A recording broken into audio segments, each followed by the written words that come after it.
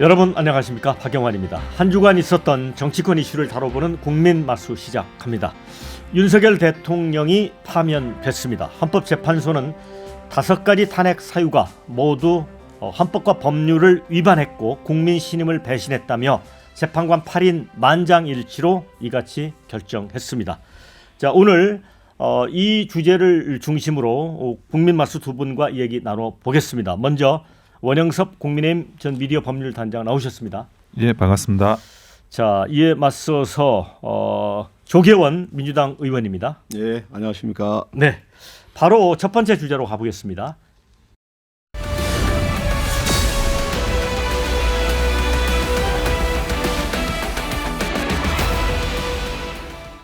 자, 이 헌법재판소는 그런 얘기를 했습니다. 피청구인 윤석열 파면으로 얻는 그런 헌법수호 이익이 대통령 파면에 따르는 국가 손실을 압도할 정도로 크다. 이래서 이제 만장일치로 파면을 결정을 했습니다. 자, 오늘 어떤 느낌이셨는지 원영섭 단장은 조금 어떠신가요?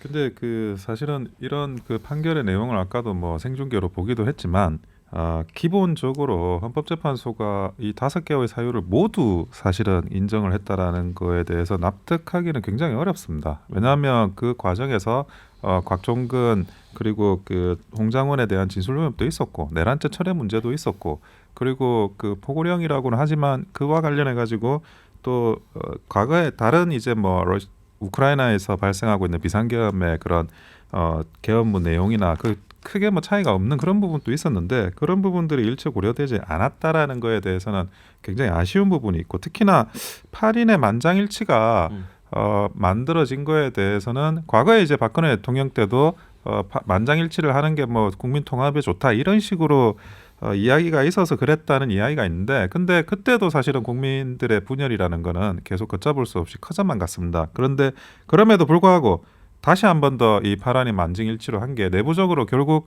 왜 이 만장일치가 나왔는지에 대해서도 나타나게 되겠지만 좀 아쉬운 부분이 크고 서로 간의 재판관들이 자신의 소신을 만약 꺾은 분들이 있다 그러면 그 부분은 굉장히 좀 역사적으로도 좋지 않은 선례를 남기는 게 아닌가라는 생각입니다. 조계원 의원님은 주문 듣고 예. 맨 처음 어떤 생각이셨습니까? 예, 이번 헌법재판소의 결정은 지극히 합리적이고 타당한 결정이었고 헌정 질서와 민주주의를 지켜낸 대한민국의 보편적 가치를 지켜낸 판단이었다 이렇게 생각을 합니다.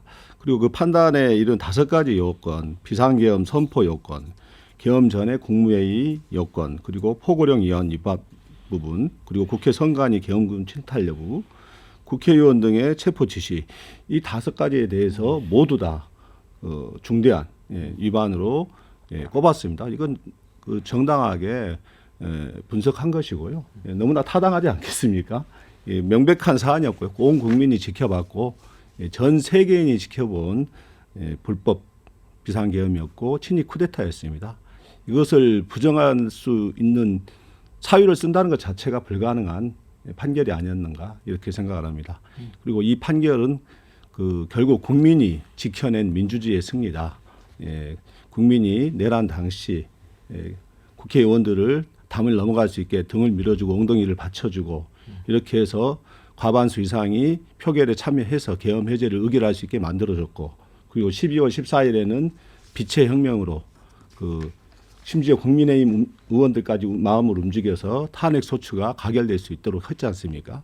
결국 국민이 지켜낸 민주주의의 위대한 승리다. 저 이렇게 보고 있습니다. 여야도 이제 입장을 내놨습니다. 이재명 대표는 이제 위대한 국민 민주공화국 되찾았다 이렇게 정리를 했고요. 권성동 국민의힘 원내대표는 헌재 판결을 수용하겠고 다만 이재명의 대한민국을 맡길 수 없다. 대선에 지면 안 된다 이런 입장을 남겼어요. 그런데 국민의힘은 이제 정리가 좀 된 것 같은데 문제는 윤석열 대통령 측에서는 아직 언급이 없는 것 같습니다. 예, 당장 어떤 결정을 내리고 메시지를 하는 데 있어가지고 쉽지 않을 거라고 보여져요. 지금 윤석열 대통령이 지금 현재 국민들로부터 그러니까 탄핵에 반대라는 그런 여론의 지지율을 받은 것도 상당 부분이 존재합니다. 그러니까 그거는 지금 헌법재판소의 결정이 탄핵 인용 결정이 나왔더라고 하더라도 그 지지는 사라지는 건 아니거든요. 그리고 국민의힘과 윤석열 대통령과의 사이에서 어떻게 그러면 이게 하나로 뭉쳐가서 정권 재창출에 관한 부분을 만들어 나갈지도 이 굉장히 정교한 뭐 정치공학이라면 정치공학적인 요소가 분명히 필요한 부분이거든요.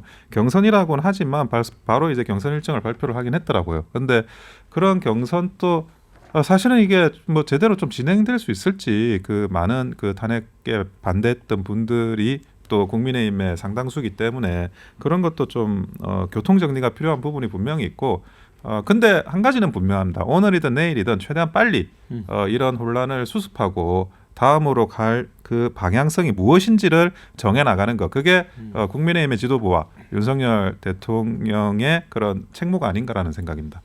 근데 이제 현재까지 이제 흐름을 보면 윤갑근 변호사죠. 이제 대통령 측 대리인이었는데 그 헌재 판결 직후에 탄핵 심판이 적법 절차를 지키지 않았고 불공정했다. 그리고 결론도 법리적으로 납득할 수 없다. 정치적 결론이다. 또 큰 수분을 안 보고 지엽적인 부분 나무만 봤다. 자 이렇게 되면 글쎄 좀 걱정이 되기도 합니다. 예, 우선 원영섭 변호사님이 얘기하신 부분, 먼저 얘기한 부분 좀 얘기를 하자면은요. 일단은 윤석열 전 대통령이 더욱 용서할 수가 없는 것은 내란을 일으키고서 국민에 대한 사과는커녕 오히려 내란을 지속적으로 선동하고 오히려 제2, 제3의 개헌을 추진했다. 이런 것들이 밝혀졌지 않습니까? 이런 부분이 더욱더 용서가 안 되는 부분인 것 같고요.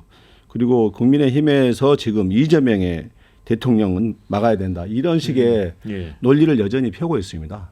저는 이번에 8대0 만장일치 판결에 그 선고 기일이 좀 지연된 부분, 이 부분이 이제 이재명 대표의 3월 26일 공직선거법 재판과도 연동이 되어 있지 않는가 이런 생각도 좀 갖는데요. 그걸로 해서 오히려 결정적으로 국민의힘의 패착이 확실해졌다. 이재명 대표의 전체 무죄 판결이 이어짐으로써 그동안 극우 세력들의 가짜뉴스 선동이 그 무의로 돌아가게 되었고 그 이후로 극도로 극우 세력들도 분열과 흐트러짐 양상이 드러났습니다. 오늘 그 한남동에 모인 숫자만 보더라도 엄청나게 줄어들었지 않습니까? 그 급격하게 약화되고 있고 제가 보기에는 이제 이 헌재 만장일치 판결로 인해서 급격하게 대한민국은 정상화의 길로 갈 수 있겠다. 그리고 이 길에 국민의힘도 이제는 협조해야 된다. 이런 생각을 하게 됐습니다. 근데 뭐 지금 현재 헌법재판소의 결정이 분명히 나와 있는 건 맞지만 그게 과거에 이제 박근혜 대통령 탄핵 때와는 저는 사뭇 다르게 진행될 수밖에 없다고 생각합니다. 그때만 하더라도 뭐 그 박근혜 대통령에 대한 지지율이 4% 정도 기록하는 그런 시절이었습니다. 많은 분들이 또 그 보수 내에서도 박근혜 대통령에 대해서 이게 탄핵 뭐 되더라도 이게 막을 수는 없겠구나 그런 생각을 사실은 했었고요. 근데 그때와 지금의 상황이란 건 다를 수밖에 없고 그래서 아까도 제가 말씀드렸지만 지금 그 많은 혼돈과 혼란이 우파 진영에서 사람들이 생각을 하고 있을 거예요. 근데 그런 것들을 빨리 그 수습해 나가는 것이 그 정치적인 지도력이라고 저는 보여지고 지금 뭐 이재명 대표만큼 안 된다라는 거는 사실은 뭐 그 권성동 의원이 말을 해서 그런 게 아니라 많은 분들이 또 그런 생각을 갖고 계십니다. 지금 뭐 현재 그 이재명 대표의 지지율이라는 게 30대 중반에 계속 머물러 있고 당의 지지율을 그대로 또 받지도 못하고 있는 그런 상황들은 분명하기 때문에 이런 상황들을 적극적으로 민심을 받들어 가지고 지금의 여건이 어떻게 그 실마리를 풀어 나간다 한다면 다른 또 결론이 나올 거라고 생각합니다. 예, 그 박근혜 대통령 그 탄핵 당시 이제 여론조사의 4%를 얘기했는데 지금 바로 그제 끝난 선거 결과, 보궐선거의 결과가 명료하게 보여주고 있습니다. 부산 민심, 그 교육감 선거에서 진보 교육감이 보수 교육감 두 사람이 합친 것보다도 더 높은 지지율로 과반 지지율로 그렇죠. 당선이 됐습니다. 그리고 거제시장 거기에서도 전한길 씨나 나경원 의원 등이 가서 엄청난 지지 선거 운동을 했음에도 불구하고 18% 차이가 났습니다. 소위 부산 경남은 국힘당의 텃밭 아니었겠습니까? 이 정도 민심입니다. 오히려 박근혜 대통령 당시 탄핵 이후 선거 때보다 문재인 대표가 득표한 그 선거 때보다도 민심은 훨씬 더 국힘당에 대해서 반대하고 있다. 이게 좀 확실해지지 않았는가? 이걸 좀 국힘당도 이걸 좀 반면 교사로 삼아야 될 텐데 여전히 이재명 파리만 하고 있습니다. 이재명 대표는 없는 죄를 덮어씌운 검사들이 정치 검찰들이 덮어씌워서 만들었던 죄이고 그 죄들이 하나하나 지금 무죄가 판명이 나고 있습니다. 그 지난 3년 동안에 그 지배했던 정치 보복 그것들에 이제 무죄로 판명이 나면서 국민들이 정치 보복에 의한 가짜 범죄 의혹을 만들었고 그 결과가 오히려 지금 심판받고 있는 것이다. 이렇게 보여지고요. 더 이상 그 이재명 대표만을 겨냥한 선거로는 국민의힘이 승리할 수 없다. 오히려 올바른 대안과 정책 비전을 제시하는 선거를 준비하는 게 맞지 않는가 이렇게 생각합니다. 예, 아니 물론 그 부분 일부 이제 그 의원님 말씀 중에 뭐 올바른 대안과 정책 비전을 만들어야 된다. 그거는 뭐 전폭적으로 동의를 하고요. 그리고 그럼에도 불구하고 이재명 대표가 가지고 있는 이런 혐의점들이 이게 단순히 뭐 정권이 뭐 정치 보복을 했다라고 말하기에는 대부분의 사안들이 문재인 정부 때 있던 사안들입니다. 그 문재인 정부 때 수사가 되고 있고 만약에 정말 아무런 혐의가 없어가지고 문제가 안 되는 것 같으면 그때 불기소가 났었어야 하는 사안이거든요. 그 문재인 정부 때 수사되고 있던 사건이 그냥 불기소되지 않은 채로 그 윤석열 정부로 넘어갔을 거에 불과한 거고 그게 하나씩 결론이 나는 것입니다. 그리고 물론 그 국민의힘도 보수파 진영 전체가 어떤 그 대안적인 미래지향적인 그런 정책 제시 그리고 인물 제시 이런 것들은 분명히 지금 짧은 시간이지만 해야 될 필요는 있을 것 같습니다. 그래서 비록 그 제대로 이제 그 탄핵에 반대하는 큰 틀의 입장이 있었기 때문에 공격적으로 또는 그 적극적으로 이런 그 제안 제시나 어젠더 제시가 이루어지지 못한 부분은 분명히 있고 짧은 순간이지만 그걸 잘 수습해 가지고 구체화 나가는 거 그거는 반드시 필요할 거라고 보여집니다. 예, 그 문재인 정부 시대에도 윤석열 검찰총장 시대였고요. 거기에서 집요하게 뭐 조국 대표라든지 뭐 이재명 대표 뭐 그다음에 이제 그 김경수 지사 등등 그 많은 수사가 이루어졌습니다. 그 연장선상에서 바라볼 필요가 있고요. 그럼에도 불구하고 지금 현재 단 하나의 10원짜리 하나의 물적 증거도 없이 오로지 그 검찰 수사에 그 수사에 의해서 마음을 바꾼 회유와 진술 변명 이런 것들에 의한 것들만 남아 있고 물적 증거는 하나도 없습니다. 결국 이 모든 것들이 저희는 확실하게 무죄로 판명 나게 될 것이다. 그리고 그 검찰 수사 과정에서 이루어진 회유와 조작, 압박 이런 것들은 다시 좀 명확하게 규명하고 또 조사가 필요하면 조사해서 처벌할 필요도 있다. 이렇게 생각을 합니다. 자 이제 5가지 이제 탄핵 사유가 있었는데 이제 이 대통령 측 대리인들은 이제 큰 수업을 안 보고 지엽적인 부분 나무만 봤다 이렇게 주장을 하고 법리적으로 이제 납득할 수 없다고 주장을 하거든요. 그런데 8대0 만장일치 결론이 났습니다. 자 그런데 왜 또 이렇게 선고는 늦어졌을까요? 그것이 좀 납득되지 않는 부분이고요. 선고가 늦어지는 과정에서 뭐 이게 5대3 지형, 4대4 지형 이런 것들을 많이 그 설왕설래를 했었더랬습니다. 제일 처음에 이 탄핵 소추와 관련한 재판이 진행되는 과정에서는 모두가 이제 그런 대다수의 사람들이 그런 이야기를 했어요. 3월 14일에 선고가 난다고. 그러니까 3월 14일에 선고가 나지 못했던 거는 그냥 저는 분명히 그 관련한 중간 단계에서 어떤 문제점이 있었고 그 문제점이 계속 그 간단한 문제는 전혀 아니라는 게 드러나고 있었거든요. 특히나 홍장원 차장의 그런 진술이 계속 번복되고 있는 것들이나 그리고 곽종근 특전사 사령관의 그런 진술이라는 것도 뭐 전 국민 국어 듣기 평가를 할 정도였고 그러면 그 상황에서 어떻게 이게 사실관계의 인정으로 갈 수 있는 진술이 될 수 있는지 뭐 국민들께서 다 보고 납득이 안 된다라고 생각을 했고 그게 또 여론조사상에 탄핵 찬성, 탄핵 반대의 그런 지지율로도 나타나고 있었습니다. 근데 그런 부분들을 그냥 다 일거에 문제 없는 것처럼 이렇게 사실 인정을 해 나갔다는 게 헌법재판소에 그것도 8인의 만장일치로 그런 게 굉장히 이례적이고 저 개인적으로도 그 과정에 있어서는 납득되지 않는 부분이 굉장히 많습니다. 결론은 어쨌든 뭐 이렇게 났으니까 여기에 대한 그 사후적인 수습 이런 방안들이 강구돼야 되는 것은 당연한데 당면한 목적으로 그 과정에서 헌법재판소가 분명히 그 권위와 신뢰를 잃었다는 점은 분명하기라고 보여집니다. 예. 보수 재판관들이 이재명 대표의 선거법 위반 2심 결과를 좀 지켜보고 하자 뭐 이런 뭔가 좀 그런 주장을 했던 건 아닐까요? 저는 이제 무엇보다도 예. 이제 국민의힘 측에서 예. 강하게 예. 그 압박을 했었고요. 예. 그리고 이제 최상목 대행 체제에서 그 도저히 이해가 될 수 없는 결정들을 많이 했습니다. 특히 이제 마은혁 헌법 재판관의 임명을 끝까지 임명하지 않고 헌법을 계속해서 위반하고 파기해 가면서까지 그리고 지금 그 위헌 상태는 한덕수 대행 체제로까지 이어지고 있고요. 예, 그래 왔고요.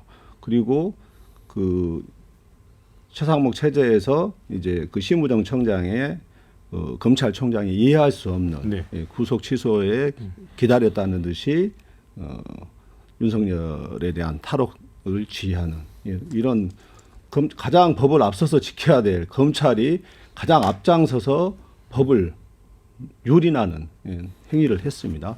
저는 그것에 대해서는 이제 앞으로 심부정 검찰총장이 책임져야 될 것이다. 오히려 검찰 개혁의 도화선을 심부정 총장이 만들었다 이렇게 보여지고요. 그래서 그 집요한 정치 공세의 결과물이 이제 이재명 대표에 대한 3월 26일 재판의 결과까지 보자.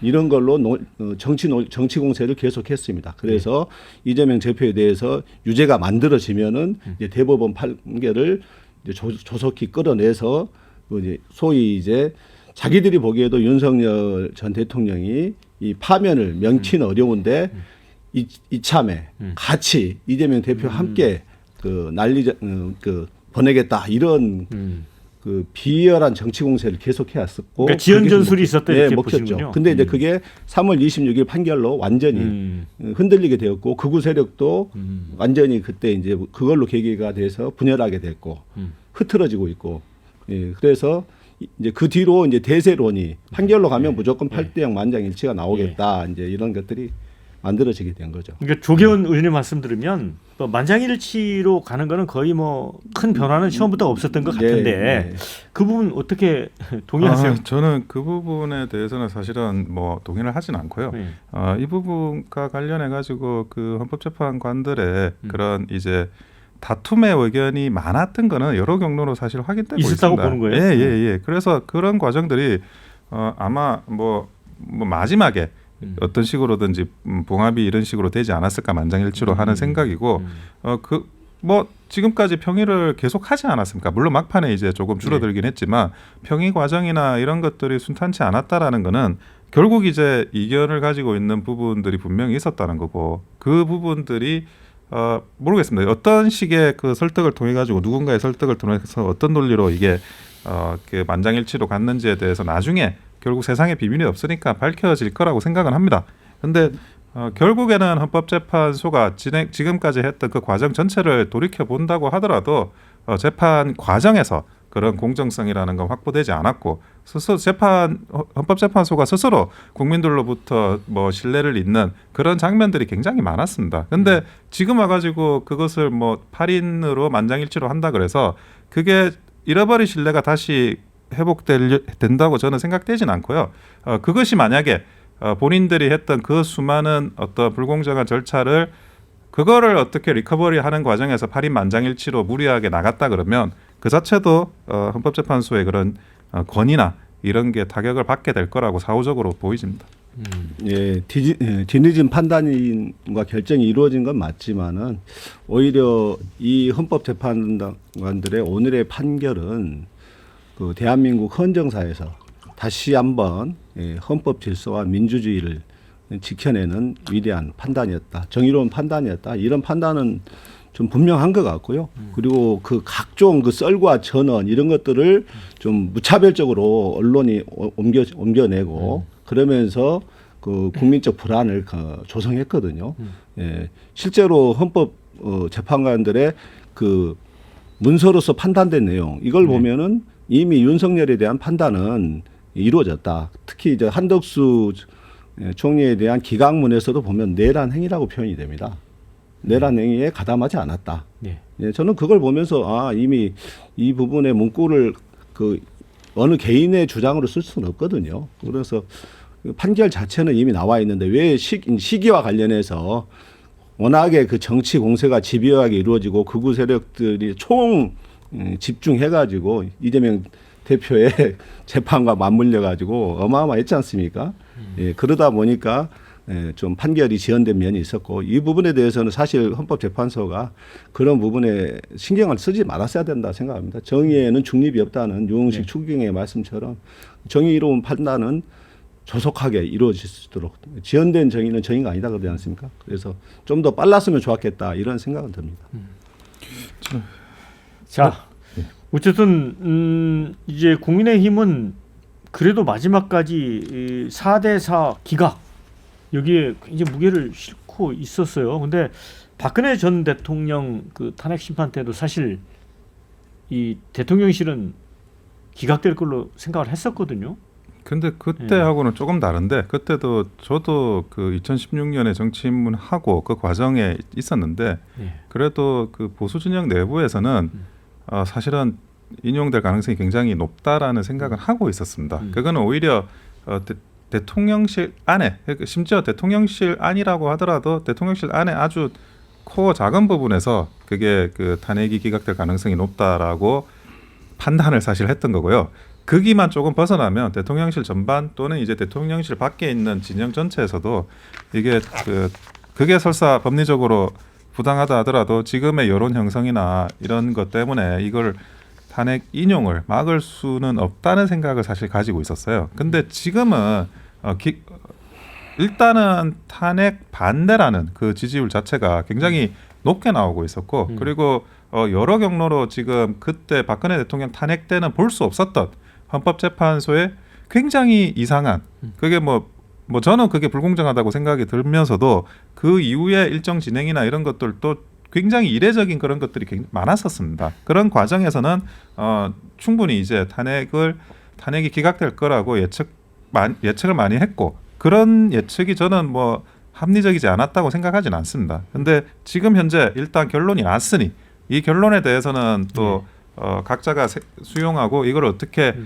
풀어나가야 되는지에 대해서는 판단이 다 있을 거라고 생각하는데 빨리 그것도 갈무리가 되기를 바랍니다. 네, 자, 두 번째 주제로 건너가겠습니다. 네.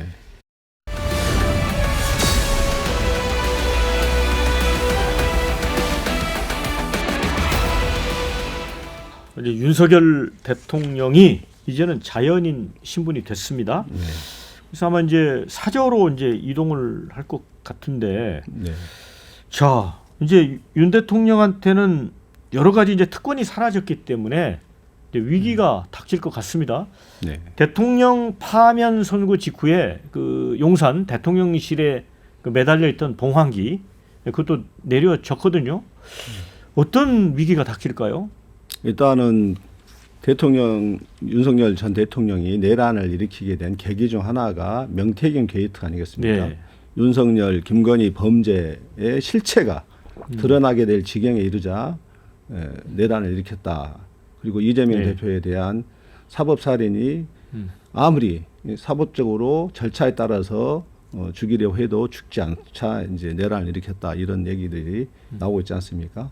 그러면 이제 명태균 게이트에 대한 수사는 불가피하고 명태균 게이트 수사는 이제는 형사법적 관련된 부분들이 많지 않습니까? 근데 이제 대통령의 형사상 불소추 특권이 이제 사라졌기 때문에 이제 뭐 광범위한 그 명태균 게이트에 대한 수사가 가능해졌다. 다만 이게 검찰이 명태균 게이트에 대한 수사 의지가 어느 정도인가 이것에 대해서는 아직까지는 퀘션 마크가 붙습니다. 그래서 더불어민주당에서는 이미 상설특검과 김건희 특검 등에 해놓고는 있는데 여전히 권한대행 체제가 앞으로도 60일간은 유지가 되기 때문에 과연 그 특검을 임명할지는 두고 봐야 될 것 같고요. 조속히 임명해서 공명정대하게 수사할 수 있도록 하는 게 좀 바람직하지 않겠는가. 그리고 이러한 명태균 게이트의 실상이 밝혀지면 밝혀질수록 이제 그동안 이제 극우의 가짜 뉴스에 세뇌되었던 많은 사람들이 진실을 알게 되고 그 사람들이 이제 제대로 돌아올 것이다.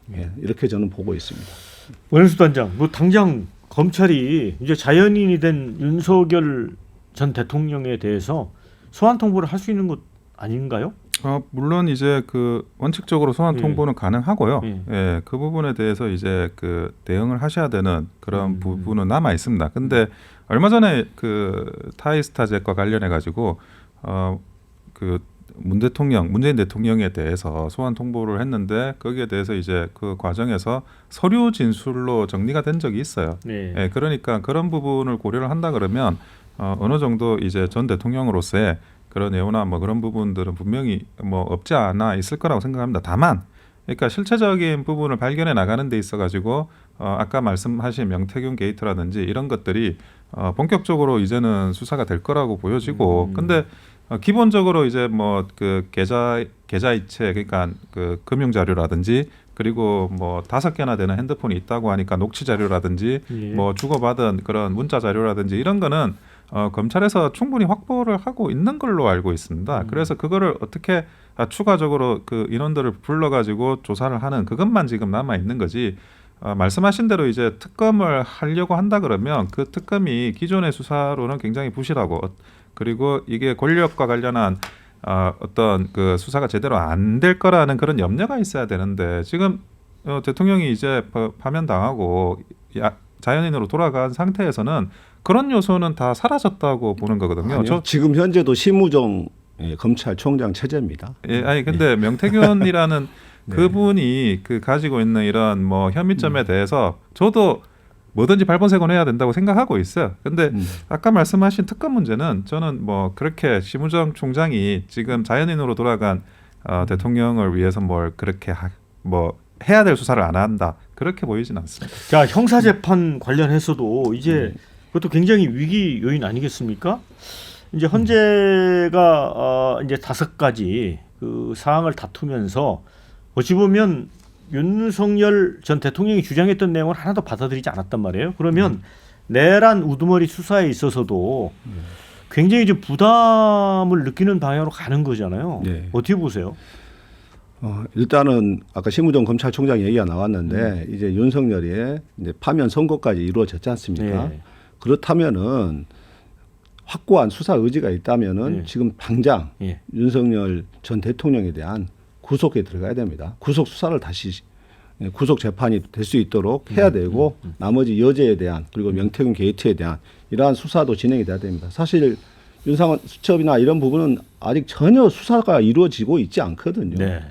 모든 게 지금 수도돼 있습니다. 그 비아폰 서버 심우정 검찰총장이 가장 앞장서서 가로막았고 그 경호처에 김성훈 본부장하고 김성훈 차장과 이광우 경호본부장에 대해서 끝까지 구속을 방해하고 가로막았습니다. 이런 걸 보면은 어떻게 수사를 믿고 맡길 수가 있겠습니까? 물론 이제 검찰 내부에도 양심적이고 진실을 밝히려고 하는 검사들이 있다고 저는 믿고 있습니다. 그럼에도 불구하고 최종 수뇌부에 결국 오더를 받을 수밖에 없는 현실적 존재 조건이 때문에 특검의 필요성이 제기가 되는 것이고 이미 2차례, 3차례 계속해서 특검을 방해해 왔는데 앞으로 언제까지 거부권을 행사하고 막을 수 있는가? 그건 아니다. 오히려 더 큰 특검이 기다리고 있다는 것을 좀 알아두셨으면 합니다. 그리고 이제 국민의힘 입장에서는 이제 첩첩산중 같아요. 이제 한덕수 대통령 이제 권한 대행이 이제 대통령이 파면이 돼버렸기 때문에 이제 그 동안에는 예를 들어 김건희 특검이라든가 여러 가지에 대해서 뭐 거부권을 행사하는 게 뭐 정리상 그런 측면에서도 보면 뭐 그럴 수도 있겠다 싶었는데 과연 그 기조를 유지할 수 있을까?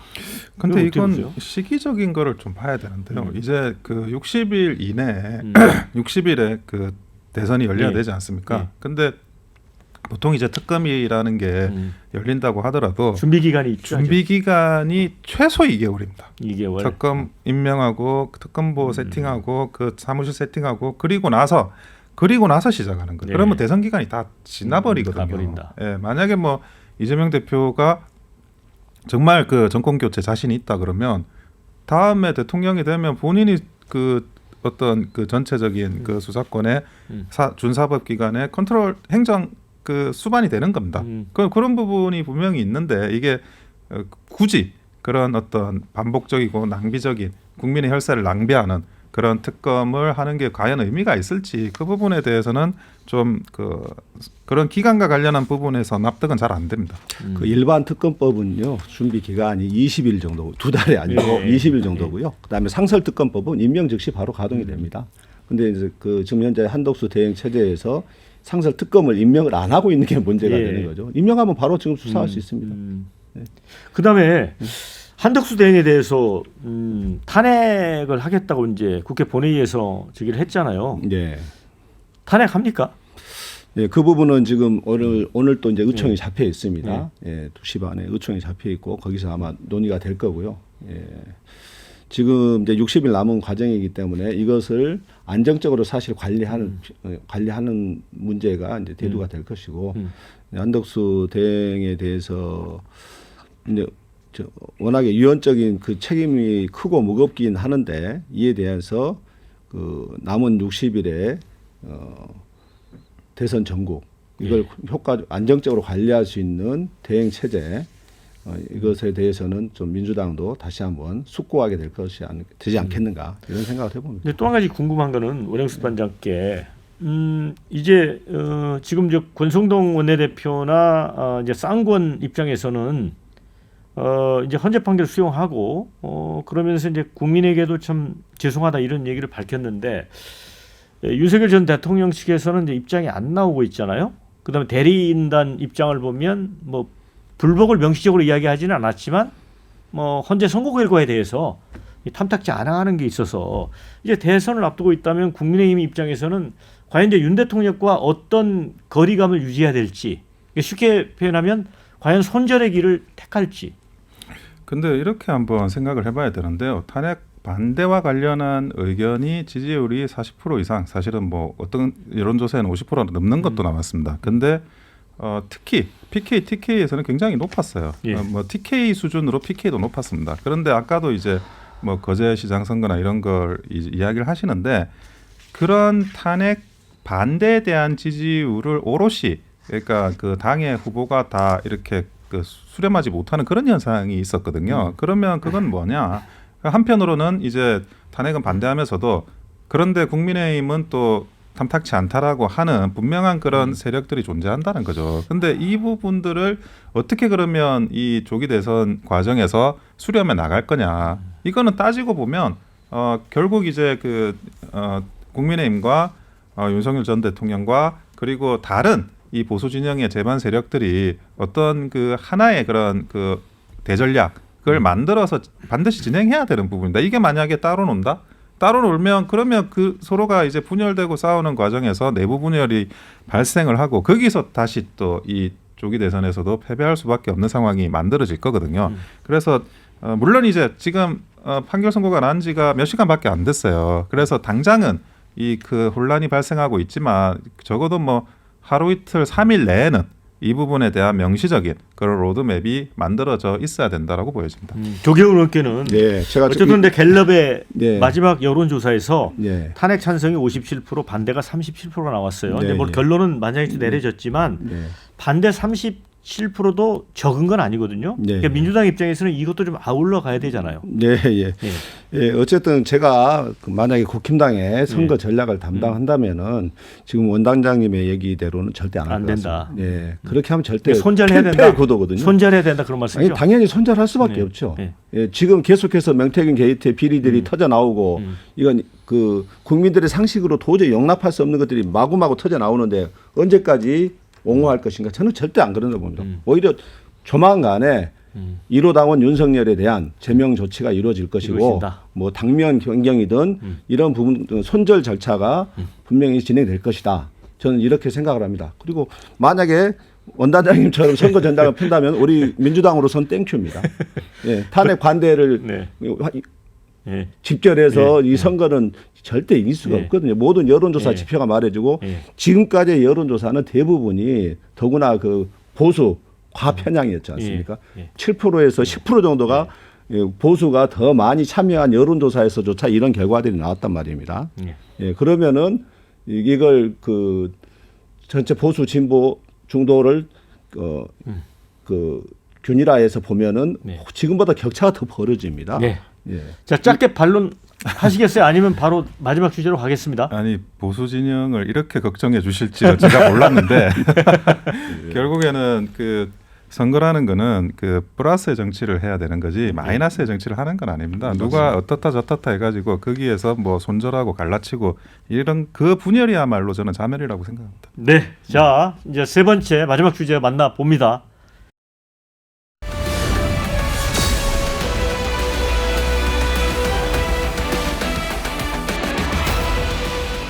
자, 이제 윤석열 대통령 파면으로 이제 조기 대선 체제에 들어갑니다. 60일 안에 이제 선거가 열리게 되는데 아무래도 이제 6월 3일이 현재로서는 가장 유력한 것 같습니다. 네. 자, 이제 여론조사를 보면 뭐 이재명 대표는 이제 원톱의 지위가 확실합니다. 뭐 갤럽 조사에서도 한 34% 장내 지지자 선호도에서 김문수 이제 고용노동부 장관 9% 뭐 한 서너 배 이제 차이가 납니다. 예. 자, 원영섭 단장님, 이거 국민의힘 대선 어떻게 보세요? 저는 그 조기 대선을 한다 그러더라도 충분히 정권을 재창출할 가능성이 있다고 보고요. 그렇게 보세요. 아까 이재명 대표만 그렇게 공격하냐 이렇게 이야기를 예. 하시는데 아니 이재명 대표 니깐 공격하는 겁니다. 이재명 대표가 아니면 이렇게까지는 하진 않았을 것 같아요. 그래서 그런 부분들이 분명히 상수로 존재를 하는 거고요. 다른 후보가 뭐 될 가능성이 있으리라고 저는 보여지진 않아요. 일극체제니까. 그러니까 당연히 그 부분에 대한 비판 지점은 충분히 비판해야 되고 그리고 사실은 이게 탄핵 심판을 하고 있는 과정에서 각 후보들이 제대로 뛰지 못한 게 있습니다. 하지만 만약에 이게 조기 대선이 이제 상수화가 돼버리면 네. 그 지금 그 어떤 부동층이라고 해야 될까요? 그 어떤 아니 무슨 뭐 그 국민의힘 내부에서 대선 후보를 선택해라는 생각을 가지고 있기보다는 일단 대통령의 탄핵을 막아야 된다고 생각했던 사람들이 이런 새로운 이 후보 선정, 후보 선택의 그런 모드로 바뀌게 되거든요. 그러면 지금 그 선호하는 후보가 없는 그 일부의 사람들이 퍼센테이지가 굉장히 높지 않습니까? 다시 이게 재배열이 되는 순간이 옵니다. 그게 곧 될 것 같아요. 하지만 확실히 60일이라는 기간은 짧습니다. 60일이라는 기간은 짧기 때문에 어쨌든 이거를 전체적으로 드라마틱하게 이거를 정책도 만들고 어젠더도 세팅하고 미래지향적인 그 무엇을 빨리 스텝 바이 스텝을 해나가는 그런 서두름은 반드시 필요하리라고 보여집니다. 제가 보기에는요. 지금 그 현재 국힘 내부의 분열 상황이 네. 그걸 수습할 수 있는 상황이 아니다. 제가 보기에는 후보 전열이 대열 정비가 안 될 겁니다. 쉽지가 않아요. 그 분열 가능성 높다고 보세요? 예, 여전히 지금 탄핵 반대 찬성과 반대. 이 찬성 반대파가 있고 찬성파도 사실은 있었지 않습니까? 그 앙금이 씻어지지 않았고 그건 극우 세력 내부에서도 여전히 그 갈등이 내재한 상태고요. 그 상황에서 어떻게 한 사람의 후보로 집결을 할 수가 있겠습니까? 저는 분명히 누가 되든 저쪽에서 단일하게 그 집약하고 그 지지율을 통일할 수 있는 후보는 나오기가 힘들다. 예, 현재로서는 그렇기 때문에 그 사실을 누구보다도 잘 알고 있는 사람들이 국민의힘 의원들이다. 예. 그러면 국민의 의원들의 그 결국은 자기들의 생존 전략을 중심으로 예. 이 대선을 바라보게 될 것이다. 예, 저는 그렇게 바라봅니다. 지금 당 분열 가능성을 점치고 있잖아요. 아니 아까는 분열해라고 말씀하셨는데 아니요, 분열 선거에서 가능성이 아니라 분열해라. 예. 근데 결국 아까도 말씀드렸지만 통합해 나가는 게 그 국민의 여론이든 당내 여론이든 진영 내 여론이든 통합이 수단이자 목적입니다. 정치에서는. 그런데 예. 그 과정에서 윤석열 대통령의 역할이 반드시 필요하고 예. 있어야 됩니다. 어떻게 해야 됩니까? 예, 대통령? 윤석열 대통령께서 지금 현재 상황에 대해서 냉정하게 좀 진단을 내리고 그리고 본인이 그 어느 정도는 이게 어느 방향으로 가거나 아니면 누구 쪽으로 그러니까 대승적으로 힘을 모아달라라는 그런 메시지를 발신하실 필요는 있어요. 과거에 이제 박근혜 대통령이 탄핵되고 있을 때 뭐 오랫동안 수감 생활도 하셨잖아요. 그 과정에서도 21대 총선이라든지 아니면 뭐 그 이후에 윤석열 대통령의 대선에서도 어떻게든 힘을 모아서 같이 가자라는 메시지를 항상 발신을 하셨습니다. 그래서 그런 부분들이 결국에는 뭐 본인보다 더 큰 어떤 그 나라와 국가를 이해하고 그리고 또 정권을 재창출하기 위한 그런 노력은 반드시 필요하리라고 보여집니다. 예, 저희들은 윤석열 전 대통령의 메시지가 나오면 나올수록 예. 땡큐입니다. 예, 절대 도움이 안 될 겁니다. 국힘당에. 오히려 사라져 주는 게 그럼요. 국힘에 유리할 거다. 국힘당 예. 아마 선거 전략 지도부에서도 그 예. 부분을 아마 어떻게 지울 것인가 이걸 가지고 고민하고 있을 겁니다. 예, 그래서 아까 얘기했던 윤석열의 1호 정당, 1호 당원 윤석열의 제명부터 시작해서 좀 국민에게 좀 센세이션한 전환점을 마련하기 위한 전략을 고민하고 있지 않겠는가 이렇게 보여집니다. 현재까지 여론조사나 이런 걸 보면 사실은 이제 이재명 대표에게 이제 조기 대선은 이제 탄탄대로로 보입니다. 뭐 실제로 아까 제가 말씀드렸지만 장내 지지자 선호도에서 34%로 뭐 김문수 이 장관에 비해서 이제 9%인데 훨씬 높고요. 그런데 그 또 이면을 들여다보면 이 정권 교체 여론이 52%인데 이재명 대표는 이제 34%의 선호도를 갖고 있잖아요. 그리고 민주당 지지도는 41%인데 오히려 7%가 낮거든요. 이런 것들은 어떻게 봐야 될지. 그러니까 그 모든 그 출마 가능한 예. 대선에 후보로 나올 수 있는 모든 후보를 다 나열한 상태의 조사고요. 예, 개별 1대1 대결이나 이런 지표에서는 50%가 넘어가는 것도 나오고 있고요. 예, 그리고 또 저희가 뭐 무조건 탄탄대로라고 하는데 저희는 네. 그렇게 생각지는 않습니다. 과거의 역대 선거가 또 예. 항상 선거 막판으로 갈수록 그 접점이 모아지고 이슈가 부딪히기 때문에 그 박빙의 선거라는 생각을 가지고 있고요. 그 긴장의 끈을 늦추지 않고 끝까지 국민과 함께 최선을 다한 선거를 치러야지 이긴다. 이런 생각을 갖고 있습니다. 그 무조건 이재명 대표 대세론 이런 것들은 저희에게도 도움도 되지 않고 예. 오히려 저는 국힘당이 공격해 주는 게 오히려 그게 더 도움이 된다. 예. 예.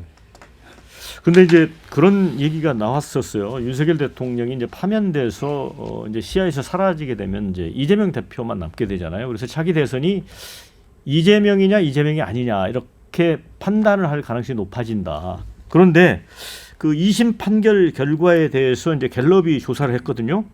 무죄가 나왔잖아요. 그랬더니 잘된 판결이 40%, 잘못된 판결이 46%가 나왔습니다. 오차 범위이긴 한데 여전히 이런 것도 좀 나중에 변수가 되지 않을까 싶기도 하고요. 예. 굉장히 중요한 변수가 됩니다. 결국에는 그 탄핵 심판 결정까지는 윤석열 대통령의 시간이었다라고 한다면 탄핵 심판 이후로는 이제는 이재명 대표의 시간이 왔어요. 그런데 그 이재명 대표의 시간이란 게 결국 이제 윤석열 대통령이 있을 때 윤석열 대통령 윤 정부를 비판하는 시간이 이제 끝났다는 거죠. 예. 이제는 본인에 대한 그런 어떤 그 국민들의 시선, 거기에 대한 평가, 거기에 대한 비판 지점이 오롯이 드러나게 되는 그 시간이 도래를 했다는 겁니다. 아까 뭐 1대1 대결 관련해 가지고 이야기를 하시는데 저야말로 1대1 대결이 굉장히 기대가 됩니다. 예. 그러니까 예상하는 국민의힘의 그런 잠재적인 주자들과 그런 이재명 대표가 가지고 있는 그런 지지도를 이렇게 1대1로 한번 붙여봤을 때 과연 이재명 대표가 잘 나올 건가? 저는 그렇게 생각하지는 않거든요.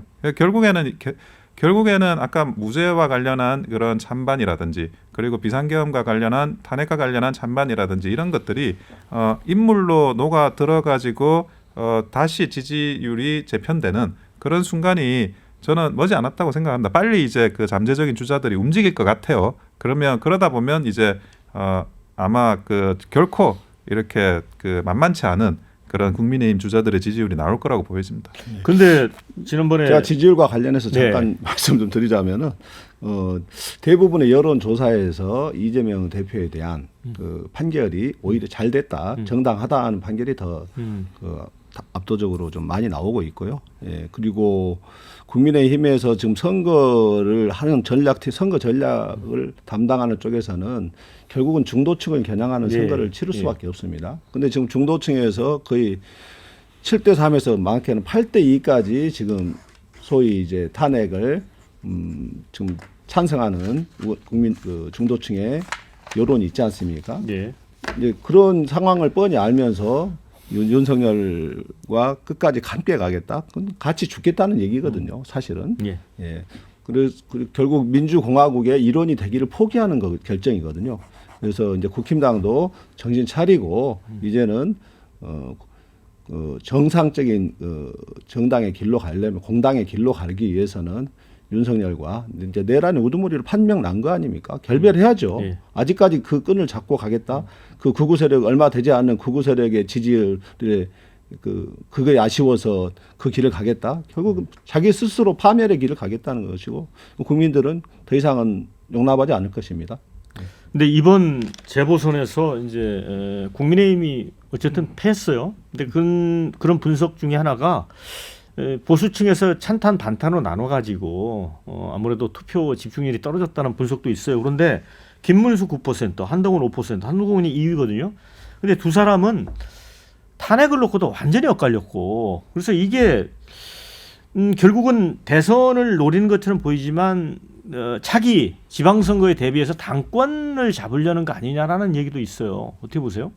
물론 이제 그 정치라는 건 결국에 계속되는 거니까 언젠가는 당권 문제가 나올 수는 있겠지만 저는 그 일단은 조기 대선에 다 진지한 자세로 접근을 하고 있다라고 봐요. 그리고 김문수 장관 같은 경우에는 정치를 이제 오래 하셨고, 그리고 과거에 이제 20대 때 김부겸 의원한테 이제 패배하고 나서는 굉장히 힘든 그런 풍찬노숙을 받으면서 좀 버티고 있는 기간들이 있었거든요. 그래서 지금 현재 이 지지도라는 게 본인이 대선 나오겠다라고 해서 만들어진 지지도도 아니에요. 대선 이게 대통령이 지금 탄핵 심판 중인데 어떻게 대선의 이야기를 하냐, 그런 이야기를 하는 와중에도 지금 9%의 지지율이 나오는 거거든요. 어쨌든 보수 진영에서는 1번입니다. 그래서 이게 과연 저는 굉장히 큰 의미가 있는 지지율이라고 생각을 하고 싶고, 그리고 오히려 한동훈 전 대표의 지지율 같은 경우에는 탄핵에 대해서 찬성을 하고 그 탄핵에 대해서 찬성한 이후에 받는 지지율이라서 이 지지율이 결국에는 본선이나 아니면 상황이 되면 이재명 대표한테로 갈 지지율이라고 보여져요. 예, 그래서 그거는 큰 의미는 없을 조 거예요. 의원님, 이재명 대표 입장에서는 김문수, 한동훈 누가 더 쉽습니까? 저희야 둘 다 쉽습니까? 무조건 쉬운 상대라고 보지는 않고 있고요. 다 그 내부에 그 경선을 뚫고 올라온 후보가 경쟁력 있는 후보라고 생각해서 올라오는 거니까 우리는 긴장감을 갖고 대응해야 될 것 같고요. 다만 이제 앞서도 얘기했지만은 국민의힘 측에서 계속해서 놓치고 있어요. 놓치고 있는 게 정말 국민 여론을 제대로 보지 못하고 있고 지금 계속해서 대선만 보면은 답이 안 보입니다. 특히 윤석열과 함께하는 대선은 답이 안 보이고 그 이유를 보는, 적어도 좀 슬기로운 의원이 있다면은 그 미래를 보고 당의 생존 전략을 도모할 것이고, 그 생존 전략에서 제일 중요한 것은 결국은 당권입니다. 저는 이번 대선에 그 대선 주자와 당권이 연결돼 있다. 예, 저는 그렇게 보거든요. 그리고 그걸 통해서 훗날을 도모하는 자기들의 의원들의 생존도 도모하고 이런 부분의 전략을 펴지 그렇게 무모하게 여기서 대선 지면 끝이야. 이걸로 끝 아니라는 거죠. 자, 저희가 마무리할 시간이 돼서요. 1분씩 마무리 말씀 듣도록 하겠습니다. 오늘 원영섭 단장이 참 답변하기 참 곤혹스러웠을 텐데. 아닙니다. 근데 이번 탄핵 심판 과정에서 국민들이 보여줬던 성원들이 있습니다. 특히나 2030들이 보내준 성원. 그 대학교에서 수십 개의 대학에서 학생들이 시국 선언을 하면서 정말 이 탄핵이 이루어져서는 안 된다라는 주장을 했고, 그런 주장들이 하나하나 모여가지고 이 탄핵에 대한 반대 지지율이 만들어진 거지. 그것이 결코 헛수가 아니고, 특히나 2030이 누굽니까? 언제나 우리 보수당에서는 좀 보수당을 지지 않을 것 같은 분들이 오히려 이 상황에서는 탄핵 반대로 많이 포지셔닝을 하셨어요. 이게 비록 탄핵이 됐긴 했지만 지금 현재 남아있는 가장 중요한 정치적인 자산이라고 생각을 하고 이 부분에 대해서는 의미가 있을 거라고 보여집니다. 조기현 의원님. 네. 예, 그 우리 젊은 세대 얘기를 해서 말씀드리는데 아마 집회 현장을 가 보셨는지 제가 묻고 싶고요. 집회 현장에 가 보면은 정말 대한민국에 희망이 있구나. 젊은 세대들 엄청나게 압도적으로 많습니다. 그리고 실제로 대학에서 시국선언 젊은 세대들이 윤석열 탄핵을 바라는 시국선언이 훨씬 더 많았고요. 그 집회 참여해서 어제도 철야 그 집회를 하는데 젊은 세대들이 과반 이상이었습니다. 정말 그 대한민국의 미래가 앞으로 희망이 있고 앞으로 발전할 수밖에 없다. 이걸 저는 느끼게 됩니다. 생생한 민주주의적 훈련과 경험을 이번 윤석열 탄핵을 하는 과정에서 보여줬거든요. 그 경험은 평생 가거든요. 예. 앞으로 대한민국의 민주주의가 적어도 후퇴할 일은 없겠구나.